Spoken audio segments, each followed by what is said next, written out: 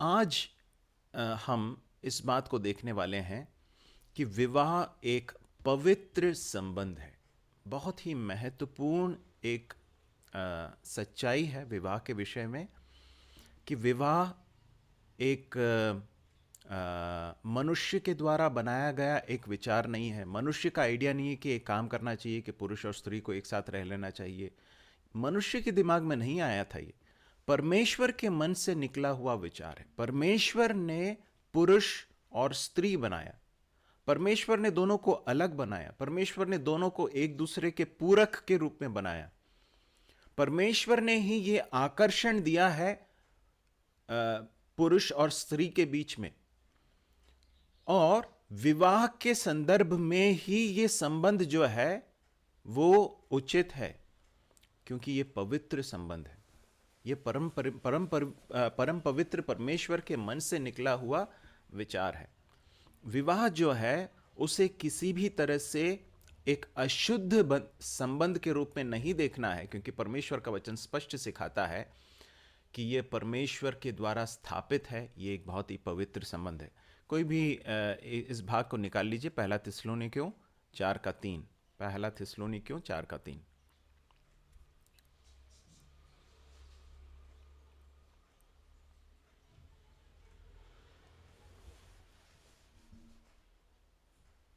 क्योंकि परमेश्वर की इच्छा यह है कि तुम पवित्र बनो, अर्थात व्यभिचार से बचे रहो। या परमेश्वर की इच्छा है कि तुम पवित्र बनो, अर्थात व्यभिचार से बचे रहो। आगे जाकर इसी भाग से हम कुछ और सच्चाइयों को हम देखेंगे जो विवाह के निर्णय से संबंध रखती हैं। तो यहाँ पर परमेश्वर का वचन बहुत स्पष्ट बताता है कि विवाह के बाहर या विवाह से पहले शारीरिक संबंध रखना, सेक्स जो है वो विवाह के संबंध के बाहर पति या पत्नी अपने पति या पत्नी के साथ के अलावा किसी और के साथ शारीरिक संबंध रखना और एक दूसरे के साथ करीब आना, या फिर अविवाहित व्यक्तियों को आपस में इस तरह से व्यवहार करना, ये परमेश्वर की दृष्टि में बहुत ही घोर पाप है। ये बहुत ही एक घृणास्पद पाप है। परमेश्वर इससे घृणा करते हैं। यहां लिखा है कि परमेश्वर की इच्छा है कि हम पवित्र बने। परमेश्वर को जानना, प्रभु यीशु मसीह पर विश्वास करके उद्धार पाना, यह हमारे जीवन को दो भाग में विभाजित कर देता है। एक वो हमारा पुराना जीवन, जिसमें हम एक समय पर अपने शरीर के सुखों के लिए जीवन जीते थे, अपने मन की अभिलाषाओं के अनुसार चला करते थे। परंतु अब परम पवित्र परमेश्वर को जान लिया है, और वो परम पवित्र परमेश्वर का वचन हमें सिखाता है कि उसकी बुलाहट है कि हम पवित्र बने। उसकी इच्छा है। पतरस की पत्री में हम ऐसा पढ़ते हैं कि परमेश्वर पवित्र है, इसलिए तुम भी पवित्र बनो। मैं पवित्र हूं, इसलिए तुम भी पवित्र बनो। तो विवाह जो है वो एक बहुत ही पवित्र संबंध है। ये परमेश्वर की दृष्टि में बहुत ही पवित्र है। इस बात को कभी भूलना नहीं। एक और भाग पढ़िए, इब्रानियों 13वां अध्याय उसका 4था पद। विवाह सब में आदर की बात समझी जाए और विवाह बिछौनी निष्कलंक रहे, क्योंकि परमेश्वर व्यभिचारियों और परस्त्रीगामियों का न्याय करेगा। विवाह आदर की बात समझी जाए, इसका अर्थ क्या है? इसका अर्थ यह है कि परमेश्वर की दृष्टि में विवाह जो है वो बहुत ही आदर की बात है। और इसलिए जिस तरह से परमेश्वर इसे देखते हैं वैसे ही हमें देखना है। हम विवाह को हल्के से नहीं ले सकते हैं। और वहां पर एक और बात लिखी है आगे जाकर, और बिछौना निष्कलंक रहे। बिछौना का अर्थ क्या है? बिछौना मतलब बिस्तर। और वहां पर पति और पत्नी के बीच में शारीरिक संबंध या सेक्स के विषय में ही बताया गया है। परमेश्वर का वचन बताता है कि वो निष्कलंक रहे। अर्थात क्या है? इसका अर्थ यह है कि शारीरिक संबंध, शारीरिक निकटता जो पति और पत्नी के बीच में हो सकती, वो सिर्फ पति और पत्नी के बीच में हो सकता है। कोई लड़का लड़की आपस में उस तरह से संबंध में बिना विवाह के अगर आते हैं तो परमेश्वर उसको दंड देंगे। क्या लिखा है वहां पर? हम उस चौथे पद को फिर से पढ़ें। विवाह सब में आदर की बात समझी जाए हम्म। और बिछौना निष्कलंक रहे, क्योंकि परमेश्वर व्यभिचारियों और परस्त्रीगामियों का न्याय करेगा। क्योंकि परमेश्वर व्यभिचारियों और परस्त्रीगामियों का क्या करने वाला है? न्याय करेगा। आप इस बात को याद रखिए कि ये बहुत महत्वपूर्ण निर्णय है, पवित्र संबंध है, इसलिए इसे हल्के से नहीं लेना। आप में से जितने लोगों का विवाह हो चुका है, मैं आपको बताना चाहता हूं, परमेश्वर की दृष्टि में हम हैं, इस बात को कभी हमें भूलना नहीं है। परमेश्वर इस बात को ध्यान से देखते हैं कि हम किस तरह से व्यवहार करते हैं। हो सकता है मनुष्य न देखे, हो सकता है आप अपने जीवन साथी से, अपने पति या अपनी पत्नी से छिपाकर कुछ कार्य करें, या अपने कलीसिया के लोगों से छिपकर कुछ कार्य करें, परंतु एक बात याद रखिए कि परमेश्वर देखते हैं और परमेश्वर बहुत गंभीरता से लेते हैं, बहुत सीरियसली लेते हैं। वहां लिखा है कि परमेश्वर परस्त्रीगामियों का और व्यभिचारियों का न्याय करेगा। तो इसे हल्के से नहीं लेना मेरे प्रिय भाइयों और बहनों। हम इस बात को कभी भूल ना जाएं कि परमेश्वर इन सारी चीज़ों को बहुत ही गंभीरता से लेते हैं। ठीक है, तो हमने इस बात को देखा कि ये एक बहुत पवित्र संबंध है। परमेश्वर इसमें विश्वासघात को बहुत ही गंभीरता से लेते हैं। एक और भाग मैं चाहूँगा कि आप निकाल लीजिए, मलाकी की पुस्तक, उसका दूसरा अध्याय। मलाकी की पुस्तक, उसका दूसरा अध्याय,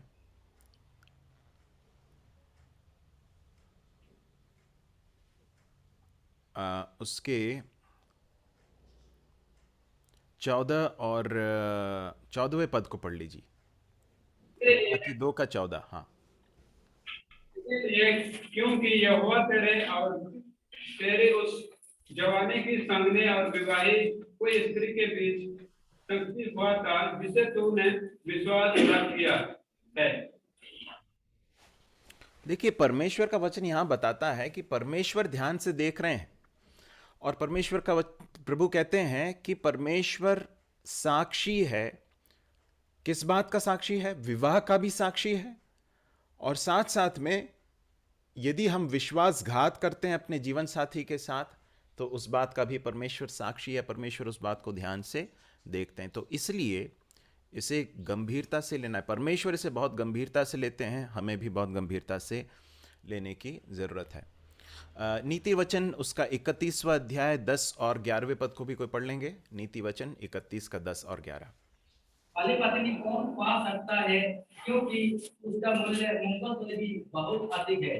उसके पति के मन में उसके प्रति विश्वास है और उसे लाभ की घाटी नहीं होती। उसके पति के मन में उसके प्रति क्या है? विश्वास है। यहां पर एक भली पत्नी का चित्र है ना। एक भली पत्नी कौन है? जिसके ऊपर उसका पति पूर्ण रूप से विश्वास कर सकता है, वो जो विश्वास योग्य है। विश्वास योग्य का अर्थ क्या है? जो भरोसे के लायक है, जो दूसरे पुरुष के, अन्य किसी पुरुष के प्रति आकर्षित होकर अपने पति के प्रति विश्वासघात नहीं करती। विश्वास योग्य पत्नी, यहां पर लिखा है कि ऐसी पत्नी परमेश्वर के दृष्टि में बहुत ही भली है, और उसका मूल्य जो है रत्नों से या बहुत महंगे चीजों से भी ज्यादा मूल्य उसका है। परमेश्वर ऐसे एक व्यक्ति को बहुत मूल्य देता है, इस बात को हम यहां पर देखते हैं। और उस 31वें अध्याय को आप देखेंगे तो वहां पर एक भली स्त्री, एक भली पत्नी का एक पूरा चित्रण है जो परिश्रम करती है, परंतु उसके चरित्र का ये भाग जो है ये बहुत ही महत्वपूर्ण है। यदि एक पत्नी बहुत मेहनती हो, वो सब चीजें अच्छी बात हैं, लेकिन यदि वो विश्वास योग्य नहीं है, वो अगर भरोसेमंद नहीं है, अगर वो उसका चरित्र ठीक नहीं है, तो फिर बाकी सारी चीजें का कोई मूल्य नहीं है। इसलिए चरित्र बहुत महत्वपूर्ण है मेरे प्रिय भाई और बहनों। परमेश्वर हमसे एक बहुत ही उत्तम व्यवहार की अपेक्षा करते हैं। पारिवारिक संबंध में जिनका विवाह हुआ है, हमें एक बात को याद रखने की ज़रूरत है, परमेश्वर ने मुझे मेरी पत्नी दी है। बहनें इस बात को समझे कि मुझे परमेश्वर ने इस व्यक्ति को मेरे पति के रूप में दिया है। इस संसार में मेरे लिए इस व्यक्ति से बढ़कर और कोई सुंदर होकर देखने की जरूरत नहीं। उससे बढ़कर किसी और को चाहना और उस तरह के विचार रखना परमेश्वर के विरुद्ध पाप होगा। तो विश्वासघात के जो भयानक परिणाम हैं वो हम समझ सकते हैं। तो यौन संबंध जो है या फिर सेक्स जो है वो सिर्फ और सिर्फ वैवाहिक संबंध में ही वो परमेश्वर का वचन उसकी अनुमति देता है। उसके बाहर उस संबंध को रखना वो परमेश्वर के दृष्टि में बहुत ही सीरियस एक बात है, बहुत ही एक गलत बात है। इस बात को हमें समझने की जरूरत है। मैं चाहूंगा कि कुछ भागों को हम जरा जल्दी से देखते जाएं। पहला कुरिन्थियों 6वां अध्याय और उसका 18वां पद पढ़ लीजिए। मैंने ये रेफरेंसेस यहाँ पर नोट नहीं किए हैं, मैं चाहूँगा कि आप लोग नोट कर लें और आप पढ़ें भी। पहला कुरिन्थियों उसका 6वां अध्याय और उसका 18वां पद। व्यभिचार से बचे रहो। इतने अन्य पाप मनुष्य करता है वे देह के बाहर है, परंतु व्यभिचार करने वाला अपने ही देह के विरुद्ध पाप करता है। व्यभिचार से बचे रहो। परमेश्वर का वचन बार बार अनेक स्थानों पर इस एक बड़ी बात को, इस बड़े चेतावनी को देकर हमें बताता है कि व्यभिचार से बचना है। बाकी सारे पाप जो है वो अलग स्तर के हैं, लेकिन यहाँ पर लिखा है कि ये एक व्यक्ति जो व्यभिचार करता है अपने ही शरीर के साथ वो पाप करता है। और हमारा शरीर जो है वो परमेश्वर का मंदिर है। परमेश्वर का वचन वहां पर हमें स्मरण दिलाता है। हम इस परमेश्वर के मंदिर को लेकर अशुद्धता के लिए कैसे दे सकते हैं? ठीक है, कुछ और भागों को निकाल लीजिए। पहला कुरिन्थियों 6वां अध्याय उसका 9 और 10 भी पढ़ लीजिए। क्या तुम नहीं जानते कि अन्यायी लोग परमेश्वर के राज्य के वारिस ना होंगे? धोखा न खाओ, ना वेश्यागामी, ना मूर्ति पूजक, ना परस्त्रीगामी, ना लुच्चे, ना पुरुषगामी, ना चोर, ना लोभी, ना पियंकड़, ना गाली देने वाले, ना अंधेर करने वाले परमेश्वर के राज्य के वारिस होंगे। देखिए, परमेश्वर का वचन स्पष्ट बताता है कि परमेश्वर के राज्य के वारिस ऐसे लोग नहीं होंगे। क्या है इसका अर्थ? इसका अर्थ यह है कि जिसने वास्तव में प्रभु यीशु मसीह पर विश्वास करके उद्धार पाया है वो पाप में बना नहीं रह सकता। वो पाप को गंभीरता से लेगा। ठीक है, पाप में जो गोते लगाकर बहुत मजे ले रहा है, जो उसके बारे में कुछ सोच नहीं रहा, वो इस बात को समझ ले कि वो उसके जीवन में कुछ मूल समस्या है, कुछ फंडामेंटल प्रॉब्लम है। पूरी संभावना है कि उसने परमेश्वर को जाना ही नहीं है। ऐसा लिखा है वहां पर, ऐसे लोग परमेश्वर के राज्य के वारिस नहीं होंगे। ठीक है, 2 और भाग निकालेंगे। नीति वचन 5 का 21 और 6 का 32। नीति वचन 5 का 21 और 6 का 32।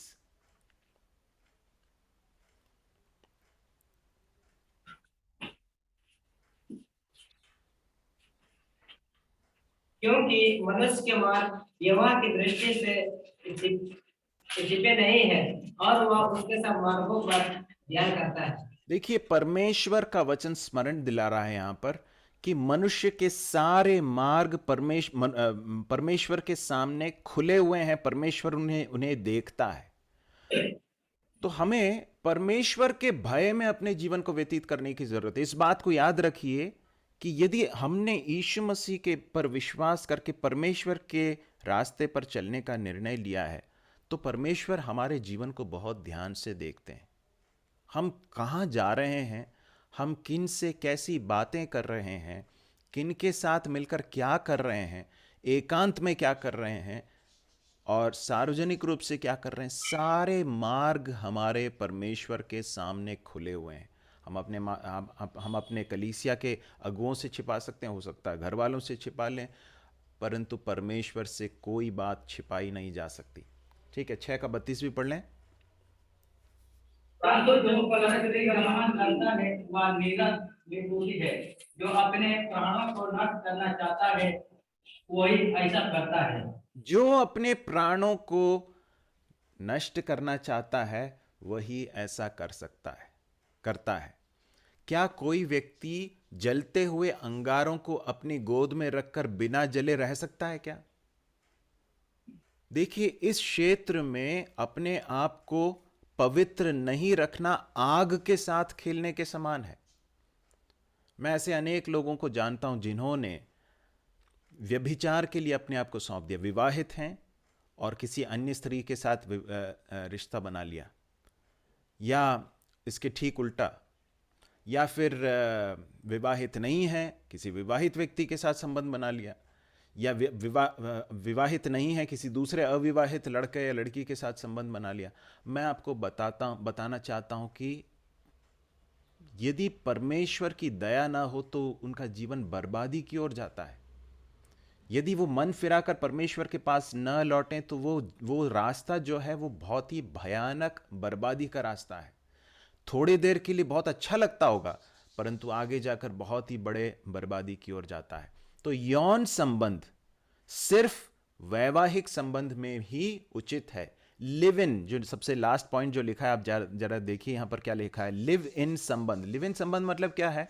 बिना विवाह के एक लड़का और लड़की एक दूसरे के साथ रहना परमेश्वर की दृष्टि में पाप है। परमेश्वर का वचन इसकी अनुमति नहीं देता है।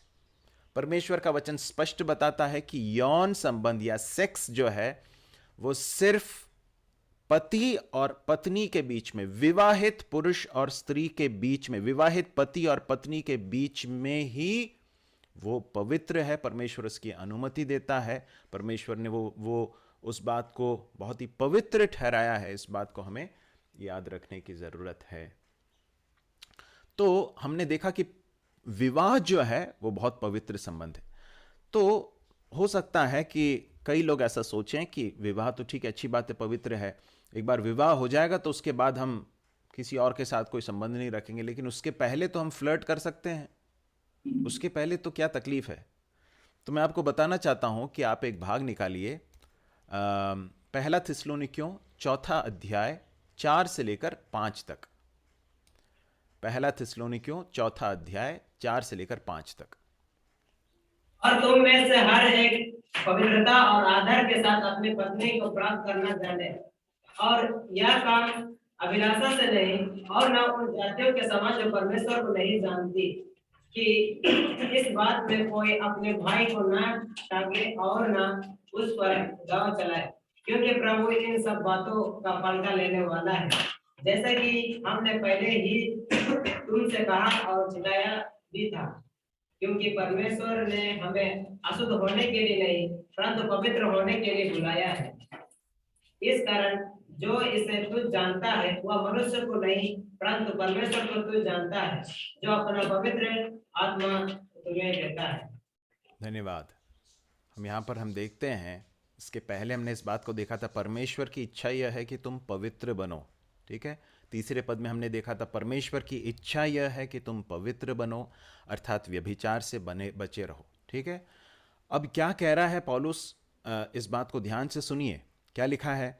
तुम में से हर एक पवित्रता और आदर के साथ अपनी पत्नी को प्राप्त करना जाने। ठीक है। और ये काम अभिलाषा से नहीं और उन जातियों के समान जो परमेश्वर को नहीं जानती, कि इस बात में कोई अपने भाई को न ठगे। अब जरा यहाँ पर जो अंग्रेजी में जो शब्द आया है वो शब्द वेसल आया है, पात्र आया है। हो सकता है आप में से कुछ लोगों की हिंदी अनुवाद में ऐसा भी हो सकता है कि अपने पवित्रता और आदर के साथ अपने पात्र को प्राप्त करना चाहे, वेसल।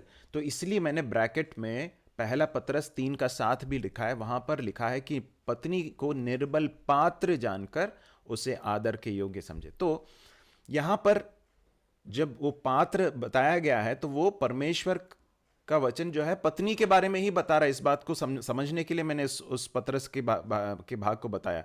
हिंदी में ये स्पष्ट है। क्या लिखा है? तुम में से हर एक पवित्रता और आदर के साथ अपनी पत्नी को प्राप्त करना जाने।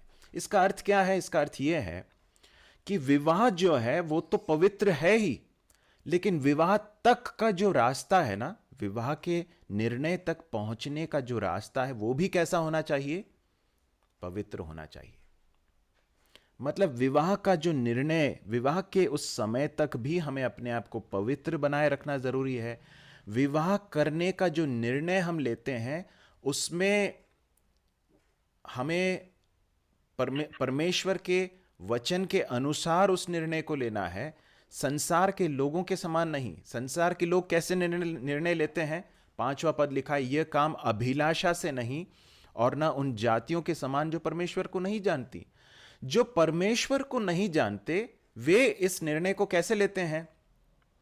एक लड़के ने लड़की को देखा, पसंद आ गया, भगा के ले गया, या फिर उसके साथ रहने लगा, या लड़की ने लड़के को देखा और उसके साथ जो है संबंध बना लिया। ये संसार का तरीका है, ये परमेश्वर के वचन का तरीका नहीं है। इस बात में कोई अस्पष्टता नहीं होनी चाहिए। यहां स्पष्ट परमेश्वर का वचन बताता है, उन जातियों के समान जो परमेश्वर को नहीं जानती। जो परमेश्वर को नहीं जानते वे इस तरह से व्यवहार करते हैं, परंतु जिन्होंने परमेश्वर को जान लिया वे इस निर्णय को बहुत ही आदर के साथ, पवित्रता के साथ इस निर्णय को करें। इसका मतलब यह है कि जब तक विवाह न हो जाए, विवाह के बाद भी अपने आप को पवित्र रखना है, परंतु विवाह तक भी अपने आप को क्या रखना है? पवित्र रखना है। मुझे इस बात को याद रखना है कि मैं, उदाहरण के लिए मेरा अगर विवाह नहीं हुआ है तो मुझे इस तरह से सोचना है कि एक दिन मेरा विवाह होगा, मैं जिस लड़की के साथ विवाह करूंगा उस लड़की के लिए मुझे अपने आप को पवित्र रखना है। अन्य लड़कियों के साथ, स्त्रियों के साथ अशुद्ध करके एक अशुद्ध पात्र को मैं अपने पत्नी को नहीं देना चाहता, परंतु मैं अपने पत्नी को, मैं अपने होने वाली पत्नी को, अपने होने वाले पति को, है ना, दोनों तरफ ये लागू होता है, अपने होने वाले जीवन साथी को मैं अशुद्ध होकर अपने आप को प्रस्तुत नहीं करना चाहता, परंतु खुद को पवित्र होकर मैं पवित्र करना चाहता हूं। इसलिए बहुत ही जरूरी है कि लड़के लड़कियां अपनी सीमाओं को निर्धारित करें, अपनी सीमाओं को बनाएं। बहुत ही महत्वपूर्ण है कि हम अपनी सीमाओं को बनाएं। हम इस बात को याद रखें कि हमें अपने चारों तरफ एक बाड़ा बांधना जरूरी है, अपने लिए भी, दूसरों के लिए भी। इसलिए यहां पर लिखा है क्या है? खुद उनका उल्लंघन न करें, किसी और को उनका उल्लंघन न करने दें। लड़का लड़की के साथ, लड़की लड़के के साथ एक निश्चित शारीरिक दूरी बनाए रखना जरूरी है। जब हम आपस में मिलते हैं, कलीसिया में भी हो या समाज में हो, किसी भी स्थान पर हो, यह बहुत जरूरी है कि उन सीमाओं का उल्लंघन कभी ना करें। मैं आपको एक बहुत ही व्यावहारिक एक सुझाव देना चाहूँगा। पहली बात, जब भी मिलते हैं किसी विपरीत यौन के व्यक्ति के साथ, लड़का अगर लड़की के साथ मिल रहा है, लड़की अगर लड़के के साथ मिल रही, तो अकेले में ना मिलें, क्योंकि वो एक खतरनाक स्थिति है। वो हमें पाप में धकेलने का कारण बन सकती है, गलत निर्णयों में ले जा सकती है। इसलिए अकेले में ना मिलें। दूसरी बात, तो साथ में आपके साथ दूसरे लोग हों जो आपको देख सकें। दूसरी बात, जितना आवश्यक है उससे ज्यादा समय भी उस बातचीत में न बिताएं। हम जब तक विवाह के निर्णय में नहीं आ जाते तब तक अपने आप को पवित्र रखना जरूरी है। इसलिए हमारी सीमाओं को निर्धारित करना जरूरी है। शारीरिक सीमा तो है ही, साथ में मानसिक रूप से भी हमें अपने आप को पवित्र रखना जरूरी है। इसलिए जितनी बात करना है उतनी बात करें, अनावश्यक रूप से कोई बातचीत ना करें, क्योंकि कई बार ये बाद में जाकर दूसरी समस्याओं की ओर ले जाता है। आज के ज़माने में मोबाइल फ़ोन है, तो अनावश्यक रूप से लड़का लड़की के साथ, लड़की लड़का के साथ चैट करने के लिए या वीडियो कॉल करना, देर रात बातचीत करना, बिना दूसरों को बताए किसी स्थान पर जाकर मिलना, ये सारी चीज़ें गलत हैं। ये आपके जीवन को गलत निर्णय की ओर ले जा सकती हैं। परमेश्वर की इच्छा से, परमेश्वर की सिद्ध इच्छा जो है आपके जीवन के विषय में, उससे भटका सकती हैं। तो एक निश्चित शारीरिक दूरी रखें, अकेले में ना मिलें और ज़्यादा समय न व्यतीत करें, इस बात का ध्यान रखें। फिर हर प्रकार के संवाद में पवित्रता एवं उचित दूरी बनाए रखें। हर प्रकार के कॉन्वर्सेशन में, चाहे वो मोबाइल फ़ोन के द्वारा हो या सीधे प्रत्यक्ष रूप से हम आपस में मिल रहे हैं तब बातचीत करते हों, हर बार याद रखना है कि हमें पवित्र बनाए रखना ज़रूरी है अपने आप को।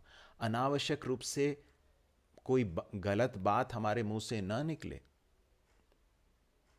और अपनी भावनात्मक सीमाओं को भी बनाए रखना बहुत ज़रूरी है। भावनात्मक सीमा मतलब क्या है, मैं बताऊं आपको। उदाहरण के लिए, जब लड़का लड़की मिलते हैं, लड़के लड़कियां मिलते हैं, और यदि किसी कारणवश आपका किसी लड़की के साथ मुलाकात होती है या लड़की का लड़के के साथ होती है, और फिर आप अपने जीवन की समस्याओं को बांटना आरंभ कर देते हैं, है ना, और कि मेरे जीवन में ऐसी समस्या है, ऐसी परेशानी है, तो क्या होता है मालूम है, थोड़े समय के बाद भावनात्मक रूप से हम उस व्यक्ति के साथ जुड़ने लग जाते हैं, और उसके बाद फिर भावनात्मक सीमा जब टूट जाती है तो उसके बाद शारीरिक सीमा के टूटने के ज़्यादा समय नहीं लगता है। इसलिए मैंने आपको पहले भी बताया, जितना अत्यावश्यक है उतनी बातचीत करें। अब हो सकता है आपके मन में ऐसा विचार आ रहा हो, ऐसा तो करके तो हमारी शादी नहीं होगी। मैं आपको बताना चाहता हूँ ऐसी कोई बात नहीं है। यदि आप परमेश्वर के समय के लिए इंतज़ार करेंगे, निश्चित रूप से परमेश्वर अपने समय में आपके लिए सबसे उत्तम देगा। आपको विश्वास करना होगा, जिस परमेश्वर ने आपको उद्धार दिया, जो आपके जीवन के लिए सबसे महत्वपूर्ण है, क्या आपके लिए एक अच्छा जीवन साथी नहीं दे सकता? निश्चित रूप से दे सकता है, परंतु उसके ऊपर विश्वास, उसके ऊपर भरोसा रखना होगा, है ना। फिर इसी में सबसे लास्ट पॉइंट जो है बहुत महत्वपूर्ण है, एक पवित्र वैचारिक जीवन को बनाए रखना बहुत ही महत्वपूर्ण है। पवित्र वैचारिक जीवन बनाए रखना बहुत ही ज़रूरी है। आप 2-3 भागों को पढ़िए। दूसरा कुरिन्थियों 10वां अध्याय 4 और 5। दूसरा कुरिन्थियों 10वां अध्याय 4 और 5।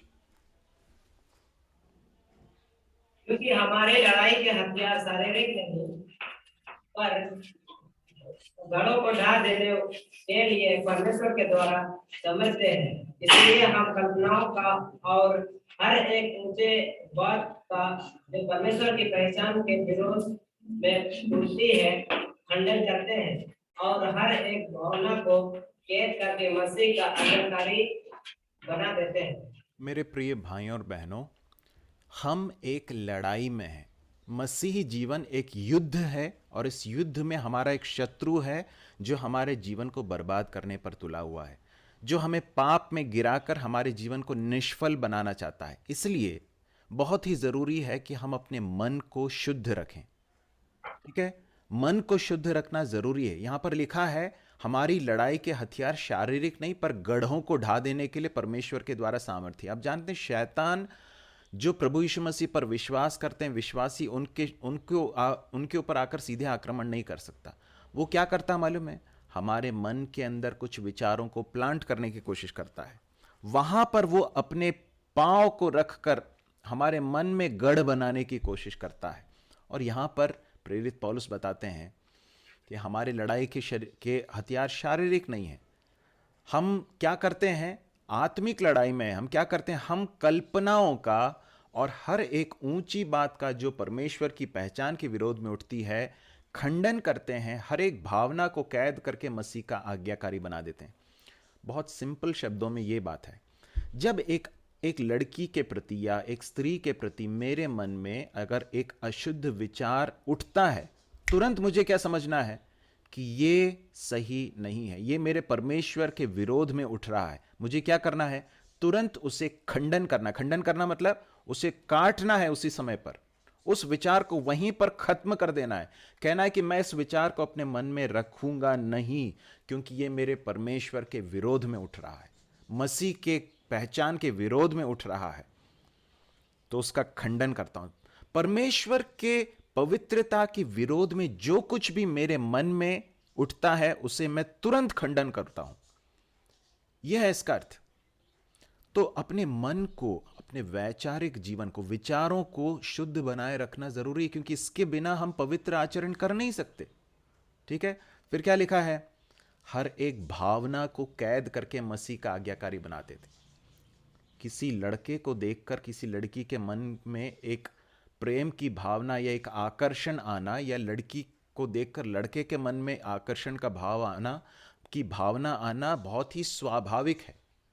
इसी तरह से परमेश्वर ने हमको बनाया, उसमें कोई अपने आप में कोई गलत बात नहीं है। परंतु ये बहुत महत्वपूर्ण बात है, इसको ध्यान से सुनिए। भावनाओं के आवेग में चलने के लिए या भावनाओं के नियंत्रण में जीवन बिताने के लिए हम नहीं बुलाए गए हैं। हमें समझना है कि ये भावना परमेश्वर के अधीन लाई जाए। यदि आपके विवाह का समय नहीं आया है, यदि आप पढ़ाई कर रहे हैं, तो उस विचार को त्याग दीजिए। प्रभु से कहिए, प्रभु मेरे मन में आप इस विचार को हटा दीजिए, और अपने कलीसिया के अगुओं से बातचीत कीजिए, और अपने ध्यान को पढ़ाई पर और अपने उस पढ़ाई के ऊपर पूरी रीति से दीजिए। यदि आप विवाह की उम्र में आ गए हैं, ठीक है, तो अब ध्यान से सुनिए। यदि विवाह की उम्र में है, किसी व्यक्ति को देखकर आपके मन में आकर्षण का भाव आता है, भावना आती है, तो ये देखना है कि ये भावना परमेश्वर की ओर से है या नहीं, ये वचन के अनुसार है या नहीं। और उसके अनुसार बिल्कुल आवेग में नहीं जाना है। उसके विषय में अपने माता पिता को बताएं, अपने कलीसिया के अगुओं को बताएं कि मेरे मन में ऐसा आ रहा है, और परमेश्वर के वचन के अनुसार उस निर्णय में आगे बढ़ना है। अपनी भावनाओं के नियंत्रण में उस निर्णय को नहीं लेना है। जो अपने मन को सही अवस्था में नहीं रखता है, शुद्ध नहीं रखता है, नहीं रखती है, वो इस विवाह के निर्णय के पहले ही अपने आप को अशुद्ध कर देंगे और अपने वैवाहिक जीवन को भी खराब कर देंगे। मैं आपको बताना चाहता हूं, इसलिए पवित्र वैचारिक जीवन रखना बहुत ही महत्वपूर्ण एक बात है। तो मेरे प्रिय भाइयों और बहनों, आप में से मैं देख रहा हूं कि बहुत बड़े एक ग्रुप जो है वो अविवाहित है, बहुत जवान है। मैं आपको बताना चाहता हूं कि विवाह एक बहुत महत्वपूर्ण निर्णय है, जीवन का एक बहुत महत्वपूर्ण निर्णय। किसी व्यक्ति ने इस तरह से कहा कि जीवन के दो बहुत महत्वपूर्ण निर्णय हैं। पहली बात तो यह है कि हम मरने के बाद स्वर्ग में जाएंगे या नरक में जीवन बिताएंगे। स्वर्ग में जीवन बिताएंगे या नरक में जीवन बिताएंगे। और वो निर्णय हमारे उद्धार के साथ जुड़ा हुआ निर्णय है कि यदि हमने प्रभु यीशु मसीह को ग्रहण किया, परमेश्वर को जान लिया, तो हम मरने के बाद कहां जाएंगे? स्वर्ग में जाएंगे, प्रभु के साथ रहेंगे, नरक में नहीं जाएंगे। तो उस व्यक्ति ने इस तरह से कहा कि वो तो बहुत महत्वपूर्ण निर्णय, सबसे महत्वपूर्ण निर्णय वो है, परंतु उसके बाद एक बहुत महत्वपूर्ण निर्णय जो जीवन का है वो ये है कि मरने से पहले हम स्वर्ग में रहेंगे या नरक में रहेंगे। मतलब क्या है? इस संसार में रहते हुए अपने सांसारिक जीवन को एक व्यक्ति स्वर्ग जैसा भी बना सकता है और नरक जैसा बना सकता है। यदि हम परमेश्वर के वचन के खिलाफ जाएंगे तो हम अपने इस संसार के जीवन को ही बहुत ही कष्टदायक बना सकते हैं। मैं आपको बताना चाहता हूं, परमेश्वर का वचन स्पष्ट बताता है कि विवाह मृत्यु तक का संबंध है। इसको आपको आज अच्छा नहीं लग रहा, छोड़ दिया, ऐसा नहीं होता। यह परमेश्वर का वचन इसकी अनुमति नहीं देता है। मृत्यु तक विवाह के संबंध को निभाना है, और यदि इतना महत्वपूर्ण निर्णय है तो फिर इसको हल्के से नहीं लिया जा सकता है ना? तो इसलिए बहुत ही पवित्र आचरण जरूरी है। विवाह तो पवित्र है, विवाह की ओर का रास्ता भी पवित्र होना चाहिए। जिस तरह से हम विवाह के निर्णय में आते हैं, जिस तरह से विवाह के लिए डिसाइड करते हैं, वो संसार के लोगों के समान नहीं होना चाहिए। संसार के लोग जब विवाह के निर्णय को लेते हैं तो उस समय पर उनके अंदर काम करने वाली चीजें क्या हैं? वासना, शारीरिक आकर्षण, धन, पैसा, ये सारी चीजें उनके निर्णय लेने का आधार बनती हैं। परंतु परमेश्वर का वचन इसकी अनुमति नहीं देता है। परमेश्वर का वचन स्पष्ट बताता है कि बहुत ही पवित्रता के साथ परमेश्वर की इच्छा को जानते हुए इस निर्णय को लेना है। फिर अगली बात, विवाह एक चुनाव है। पहला कुरिन्थियों 7वां अध्याय और उसका 39वां पद। विवाह एक चुनाव है, या फिर मैरिज इज अ चॉइस। कोई पढ़ लेंगे उसे? पहला कुरिन्थियों 7 का 39। ध्यान आगे से स्पिरिट का पति जीवित रहता है तब तक वह उससे बंधी हुई है, परंतु यदि उसका पति मर जाए तो जिससे से चाहे विवाह कर सकती है, परंतु केवल प्रभु में।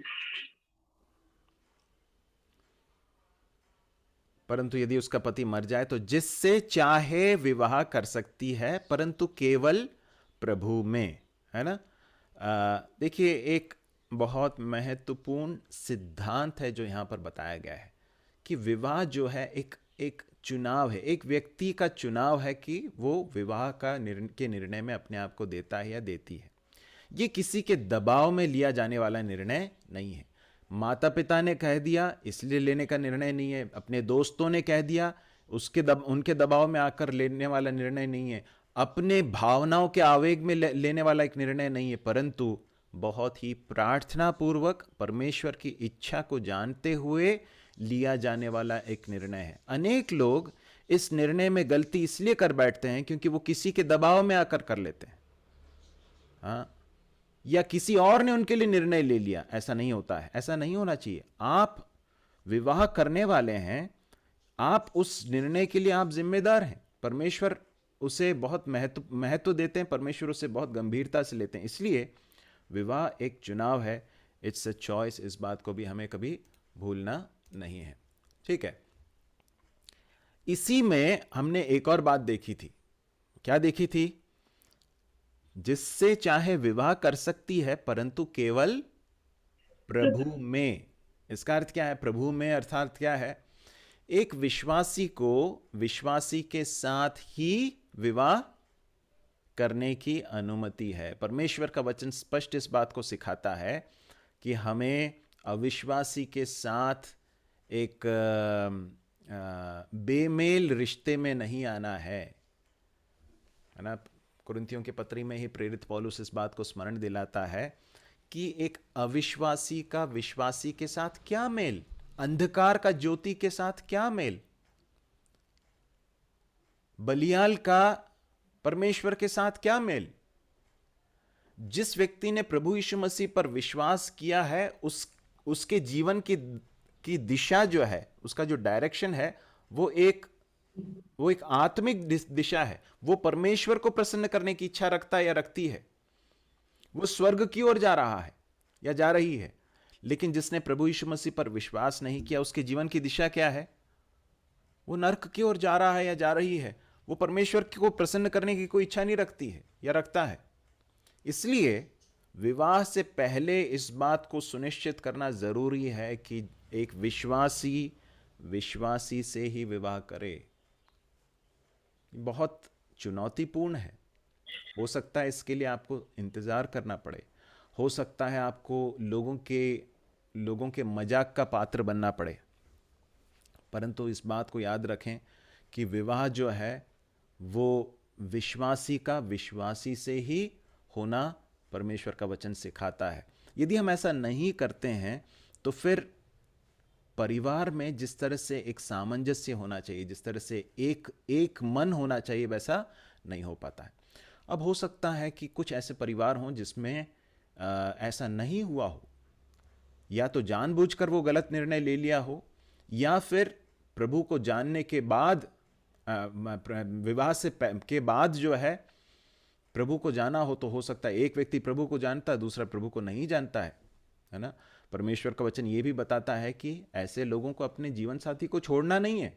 ये नहीं सिखाता परमेश्वर का वचन, परंतु अपने उत्तम आचरण के द्वारा अपने जीवन साथी को भी प्रभु यीशु मसीह के इस सुसमाचार पर विश्वास करके उद्धार पाने के लिए उसके ऊपर प्रभाव डालना है। ये परमेश्वर का वचन बताता है। परंतु आप में से जितनों ने ये निर्णय अभी तक नहीं लिया है, अर्थात जिनका विवाह नहीं हुआ है, मैं आपको बताना चाहता हूं कि कृपया इस बात को हमेशा याद रखें कि विवाह जो है वो हमें विश्वासी से ही करना है, ठीक है। अगली बात, विवाह जो है मृत्यु तक बना रहने वाला संबंध है। मृत्यु तक बना रहने वाला संबंध है। मत्ती रचित सुसमाचार 19:6 पढ़ें। हुए अब दो नहीं परंतु एक तन है, इसलिए जिसे परमेश्वर ने जोड़ा है उसे मनुष्य अलग ना करे। या जिसे परमेश्वर ने जोड़ा है उससे मनुष्य अलग न करे। मनुष्य अपने अपने बुद्धि से या अपने सोच विचार से इस संबंध को खत्म नहीं कर सकता है। तो यहां पर हमने 1 कुरिन्थियों 7 में भी हम इस बात को पढ़ रहे थे। तब तक वह उससे बंधी हुई है, 7:39 में। कब तक? जब तक स्त्री का पति जीवित रहता है, या फिर जीवन साथी जब तक जीवित है तब तक उस पवित्र बंधन में या उस संबंध में बना हुआ है या बनी हुई है। परंतु मृत्यु के साथ वो संबंध टूट जाता है ना। विवाह जो है वो सिर्फ इस संसार के लिए है। संसार के जीवन के पश्चात जब हम प्रभु के पास चले जाएंगे तो वहां पर कोई विवाह नहीं है। हम स्वर्गदूतों के समान है, परमेश्वर का वचन सिखाता है। तो इसलिए विवाह जो है वो मृत्यु तक बना रहने वाला संबंध है। मत्ती रचित सुसमाचार में हम पढ़ रहे थे कि जिसे परमेश्वर ने जोड़ा उसे मनुष्य अलग न करे। परमेश्वर के वचन की स्पष्ट शिक्षा है कि परमेश्वर विवाह विच्छेद को या तलाक को परमेश्वर घृणा करते हैं। एक और भाग पढ़िए, मलाकी 2:14 से लेकर 16 तक, जल्दी पढ़ें। इसलिए क्योंकि यहोवा तेरे और तेरे उस जवानी के संगिनी और विवाही हुई स्त्री के बीच सच्ची हुआ था, जिसे तूने विश्वासघात किया है। क्या उसने एक ही को नहीं बनाया, जबकि और आत्माएं उसके साथ थी, और एक ही को क्यों बनाया? इसलिए कि वो परमेश्वर के योग्य संतान चाहता है। इसलिए तुम अपनी आत्मा के विषय में चौकस रहो, और तुम में से कोई अपनी जवानी की स्त्री से विश्वासघात ना करे, क्योंकि इस्राएल का यहोवा परमेश्वर यहोवा यह कहता है, मैं स्त्री त्यागी से घृणा करता हूँ, और उससे भी जो अपने वस्त्र को उपद्रव से ढकता है। इसलिए तुम अपने आत्मा के विषय में चौकस रहो और विश्वासघात मत करो।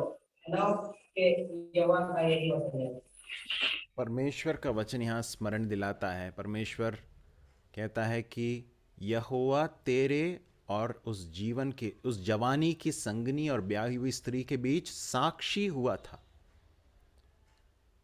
साक्षी है, परमेश्वर इस बात का साक्षी है। परमेश्वर ने देखा है तुम्हारा विवाह हुआ है, और उस विवाह संबंध को तोड़ देना परमेश्वर की दृष्टि में विश्वासघात के समान है। और आगे जाकर वो कहता है, परमेश्वर का वचन कहता है, इज़राइल का परमेश्वर यहोवा ये कहता है, मैं स्त्री त्याग से घृणा करता हूँ, या फिर तलाक से, उसको साधारण भाषा में, आज की भाषा में कहें तो डिवोर्स से या तलाक से परमेश्वर घृणा करते हैं। परमेश्वर की दृष्टि में एक घृणास्पद बात है। इसलिए इस बात को याद रखना है कि मृत्यु तक बना रहने वाला संबंध है, मजाक नहीं है ये। इस बात को याद रखिए। आज विवाह कर लिया, कल पसंद नहीं आई, उसको छोड़ दिया, किसी और से शादी कर ली, उसको पसंद नहीं आया, उसको छोड़ दिया, किसी और से शादी कर ली। ऐसा नहीं है, परमेश्वर का वचन ऐसा नहीं सिखाता है। संसार में जो प्रभु के लोग नहीं हैं, जो प्रभु को नहीं जानते हैं, वो इस तरह से व्यवहार करते हैं। परंतु हम जो परमेश्वर को जान गए हैं, हम ऐसा नहीं कर सकते। परमेश्वर इस बात को बहुत बहुत घृणा की दृष्टि से देखते हैं। एक और बात इसी भाग में हम देखते हैं, वो ये है कि विवाह एक वाचा है, महज कॉन्ट्रैक्ट नहीं है। कॉन्ट्रैक्ट मतलब क्या है, क्या कहेंगे उसको हिंदी में? हमने सिर्फ एक वो बना लिया, समझौता कर लिया कि हम एक साथ रहेंगे। ऐसा नहीं है। विवाह एक वाचा है। वाचा मतलब एक ऐसी प्रतिज्ञा जिससे दोनों पक्ष बंधे हुए हैं। यहां पर लिखा है कि यहोवा तेरे और तेरी उस जीवन की संगनी और ब्याही हुई स्त्री के बीच साक्षी हुआ था, जिससे तूने विश्वासघात किया है। अंग्रेजी में इसमें जो लिखा है कि कवनेंट, उस कवनेंट का या उस वाचा का परमेश्वर साक्षी है। और इसलिए मसीही विवाह जब कलीसिया में किया जाता है तो उस समय पर प्रतिज्ञाएं दिलवाई जाती हैं, और उसमें यह कहा जाता है कि जब तक मृत्यु हमें अलग न करे तब तक हम सुख हो या दुख हो, बीमारी हो या स्वस्थ अवस्था हो, गरीबी हो या अमीरी हो, किसी भी अवस्था में हम एक दूसरे के प्रति विश्वास योग्य रहेंगे। ये जो प्रतिज्ञा की जाती है, और हो सकता है आपने नहीं भी की हो, परंतु यदि आपने एक व्यक्ति के साथ विवाह किया है, उस व्यक्ति के प्रति आपके समर्पण को परमेश्वर बहुत ध्यान से देखते हैं। ये कॉन्ट्रैक्ट नहीं है ना, परंतु ये एक वाचा है और परमेश्वर से बहुत ध्यान से देखते हैं। नीति वचन 2:17 भी पढ़ लें।